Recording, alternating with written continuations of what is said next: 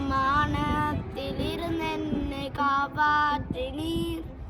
தள்ளாமலும் விட்டு விலகாமலும் அவமானத்திலிருந்து என்னை காப்பாற்றினீர்.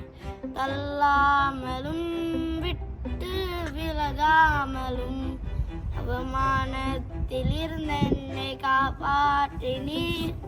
அணைத்து கொண்டீர், என்னை முத்தம் செய்தீர். இரட்டை கலந்து எனக்கு புது வஸ்திரம் தந்தீர். அப்பா அப்பா